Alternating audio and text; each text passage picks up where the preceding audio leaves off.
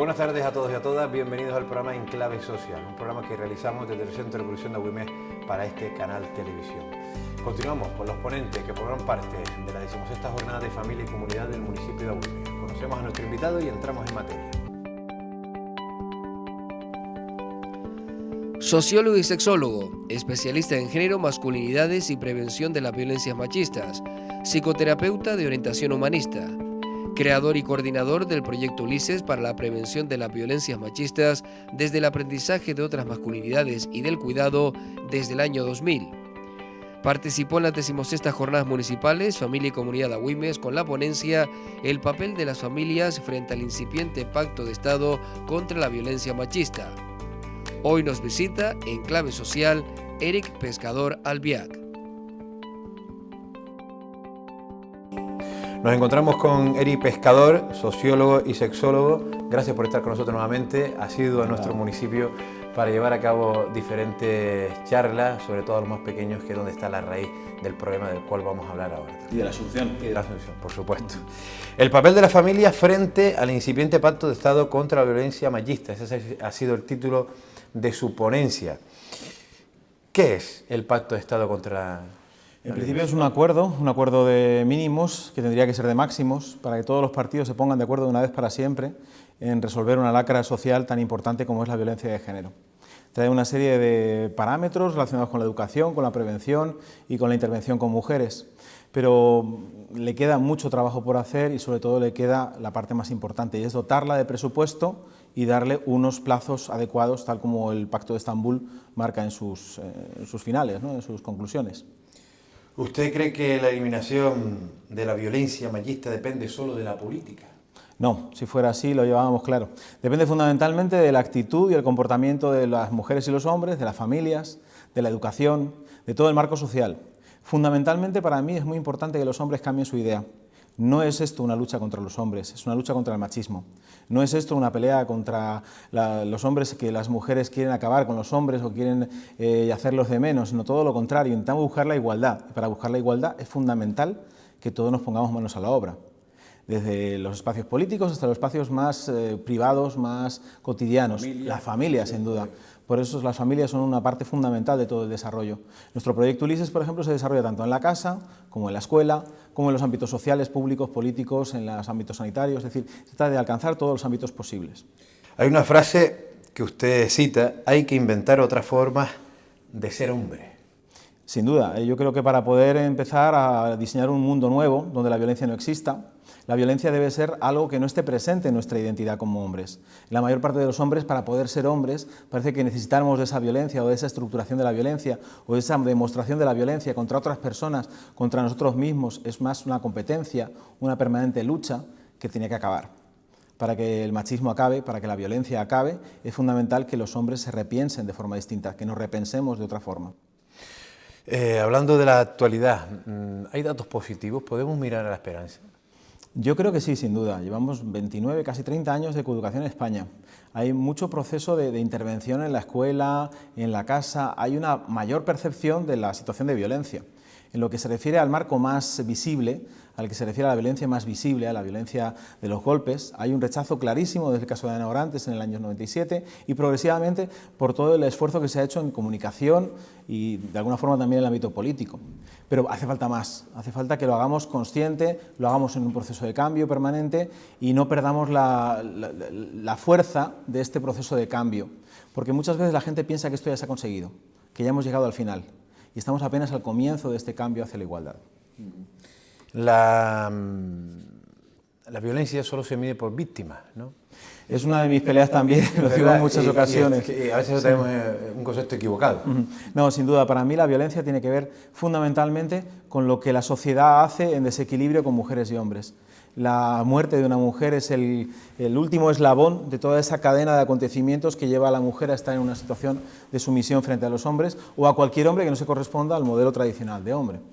No hay que olvidar que la violencia machista atiende y hace daño a toda la sociedad en su conjunto.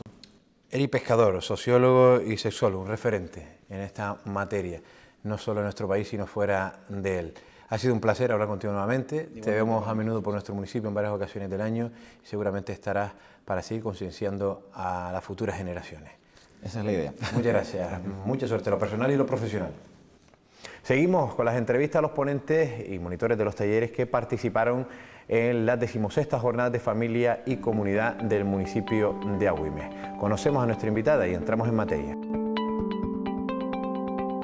El derecho a la afectividad y la sexualidad para las personas con discapacidad fue un taller para profesionales que se impartió dentro de las 16ª Jornadas Municipales Familia y Comunidad de Agüimes. Hoy nos visita en Clave Social Adriana Rodríguez Pérez, educadora social de Indispal, plataforma palmera de atención integral a la discapacidad. Nos encontramos con Adriana Rodríguez Pérez, ella es educadora social de Indispal y fue la encargada de impartir los talleres para familias y profesionales bajo el título El derecho a la afectividad y la sexualidad para las personas con discapacidad. Adriana Rodríguez, gracias por estar con nosotros y bienvenida. Muchas gracias. Vamos a hablar, antes que nada, de la asociación a la que representa, al colectivo. ¿Qué es Indispal? Pues Indispal es la plataforma de discapacidad insular, es la plataforma de atención integral a la discapacidad. Así nacimos en el año 2002, y la función principal era aunar todas las voces de las entidades que hay en la isla que tratan el tema de discapacidad y poder conjuntamente presentar de manera más fuerte cualquier proyecto que se hiciera, cualquier reivindicación. Actualmente está compuesta por 3 entidades, cada una dentro de la discapacidad trabaja un ámbito diferente, aunque muchas comparten discapacidades en el mismo esquema. Abarca un poco en general todas las discapacidades, por lo cual la plataforma pues se nutre un poco de todo ese trabajo que hacen las asociaciones. Muy bien, la unión hace la fuerza. Y soluciona los problemas. Sí. ¿Cuáles son los derechos sexuales y derechos reproductivos de hombres y mujeres con discapacidad? Pues yo creo que como derecho no hay ninguna diferencia entre el derecho de las personas con discapacidad y el derecho de las personas sin discapacidad. Al final, el artículo 14 de la Constitución recoge que todos somos iguales ante la ley y todos tendremos el mismo derecho, tengamos o no discapacidad, por lo cual, como derecho, sea el que sea, afectivo sexual, tendremos los mismos derechos unos que otros. Soledad Arnau, una de las fundadoras del Foro de Vida Independiente, dice lo siguiente: a las personas con discapacidad se nos trata como seres humanos asexuales e infantilizados. Lo que está claro que es muy complicado y muchas veces hacemos más complicada cualquier tipo de apreciación o cualquier tipo de trabajo, cualquier tipo de información o cualquier tipo de visualización que vemos en la sociedad. Las personas con discapacidad, y se lo comentaba cuando estábamos hablando dentro de los talleres, en muchas ocasiones no aparecen en el ámbito que no sea el ámbito en el que ellos están, es decir, un centro ocupacional, una residencia, en el ámbito normalizado, en el ámbito que podríamos llamar normalizado, están completamente desaparecidos. Tú vas a una cafetería, tú vas al baile del pueblo y no están. Sin embargo, sabemos que hay personas con discapacidad en ese ámbito. Cuando ya trascendemos la barrera de lo que podría ser algo más habitual y entramos en la sexualidad y la afectividad, nos vamos a la otra parte en la cual entendemos que el resto debemos de decidir por las personas con discapacidad en muchísimas ocasiones. Por lo cual, pues si ya en la sociedad donde la sexualidad es un tabú, cuando la aplicamos encima a personas con discapacidad, pues podemos llegar a las declaraciones de esta señora. El objetivo es que la persona con discapacidad logre ser independiente, tenga su espacio, reflexione. ¿Cómo podemos hacer para que las terceras personas no hablen y piensen continuamente por ellas? Nosotros aplicamos un método que a mí me parece muy importante, ¿no? Es la planificación centrada en la persona. Está claro que la información es poder, ¿no? Y el poder saber qué consecuencias tienen las decisiones que tomo son importantes para poder tomar una decisión. Muchas veces vetamos esa oportunidad de poder tomar una decisión. Está claro que hay decisiones que tenemos que tomar el resto, ¿no? Tenemos que tomarla porque no es nuestra decisión ir o no a trabajar, ¿no? Tenemos que ir a trabajar, es nuestra obligación. No es pero sí puede ser nuestra decisión en qué nos gustaría trabajar. Ya después podremos ver cómo lo hacemos. Pues en cualquier ámbito de la vida de las personas con discapacidad debería ser así. Hoy hay de comer lentejas y no me gusta, ¿no? Pero me las tengo que comer, pero sí es verdad que si quiero hacer alguna actividad por la tarde sería bueno que yo tuviera la oportunidad de poder decidir qué es lo que me gusta hacer. Entonces yo creo que con esa premisa de un poco poder ofertar qué es lo que hay y poder consensuar qué es lo que podemos hacer, sería la mejor manera de poder que las personas con discapacidad empezaran a poder tomar decisiones dentro de la sociedad.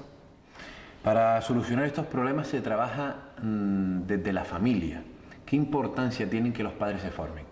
Pues la formación es importante para cualquier persona, sea familiar o sea profesional. Entonces, si tenemos claro que la formación es algo tan fundamental y tan básico para muchas veces poder reflejar y poder trasladar a nuestros familiares o a las personas con las que trabajamos esta formación, igual es una de las premisas más fundamentales para cualquier formación, para cualquier familiar, para que podamos trasladar incluso de manera adecuada muchos pensamientos y muchas preguntas que les pueden surgir que no tenemos las herramientas suficientes para poderlas resolver. 3 pautas o claves sencillas para que una familia empiece a educar. Para que una familia empiece a educar. Bueno, yo creo que la pauta más sencilla y más clave es que nadie nace con un manual, por lo cual todos estamos en un aprendizaje continuo a la hora de educar, que las verdades absolutas no existen, por lo cual siempre vamos a tener que ir cambiando y lo que nos puede funcionar ahora igual no nos funciona mañana, no nos funciona dentro de un mes, y que tenemos que responder siempre a las preguntas. Igual la pregunta que nos hagan no tenemos por qué responderlo en este momento porque no tenemos las herramientas suficientes o el conocimiento para poder hacerlo, pero la tenemos que responder en algún momento. Y voy a hacer mención a una de las frases, yo creo que fuerte, contundentes, ¿no? Una sociedad excluyente es la que me discapacita. La diversidad es la vida, la uniformidad es la muerte. Dicho por una persona con discapacidad. Yo lo que tengo claro es que iguales no somos ninguno. No hay ninguna persona, sea como sea, que sea igual a otra persona. El problema empieza con nosotros y debe terminar con nosotros. Efectivamente. Y sí es verdad que un poco también hacía mención durante la charla que si nos damos cuenta, si todos visualizamos nuestro espacio que compartimos, seguramente si no trabajamos con el colectivo de discapacidad, no los veamos. No existen, no son visibles. No, si no tenemos esa afinidad, ¿no? No, es decir, en tu vida diaria, tú en tu vida diaria puedes imaginarte tu vida diaria y ves a alguna persona con discapacidad en ese trayecto. En la inmensa mayoría de las ocasiones no, por lo que tiene toda la razón en cuando dice que no, muchas veces se le incapacita para poder tener. De ahí el eslogan de la jornada de este año, ¿no? Estrategia para una sociedad inclusiva. Todos debemos tener los mismos derechos y mirarnos igual con nuestra diversidad, ¿no? De lo que se trata. Terminando ya la entrevista, ¿cómo ha sido el contacto con los 2 talleres que has impartido tanto para las familias como para los profesionales?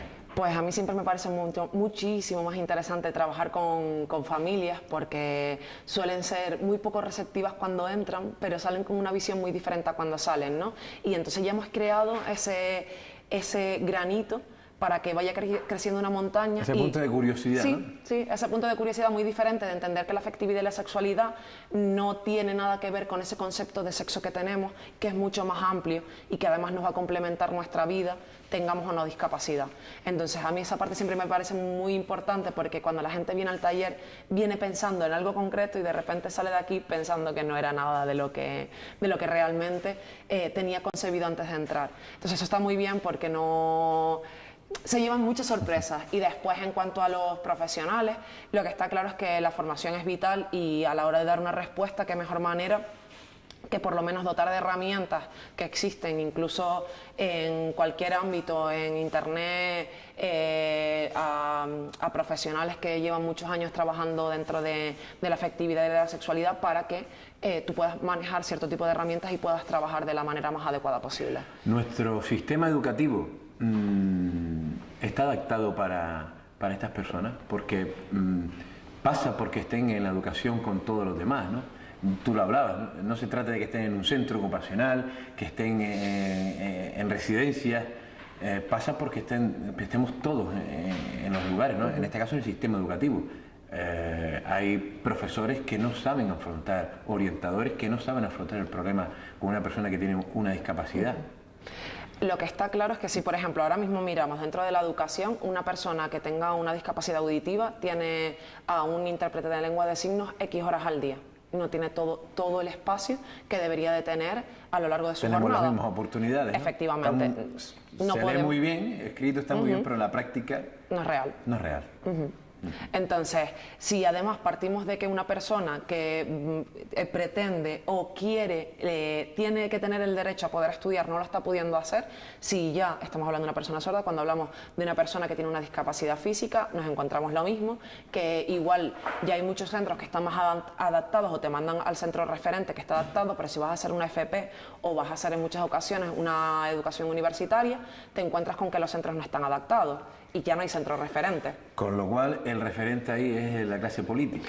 El referente ahí somos todas las personas que realmente no tenemos en cuenta que lo que para mí es un escalón, para otra persona puede ser una dificultad muy grande. Entonces es un cambio de pensamiento. Porque hablamos de la discapacidad y facilitar con barreras arquitectónicas, pero hay muchas barreras intelectuales y en la formación. Y desde ahí tenemos que jalar las orejas también a los gobiernos para que apliquen esas políticas e inviertan, ¿no? Si queremos ser una sociedad más inclusiva. Adriana, ha sido un placer hablar contigo de este tema.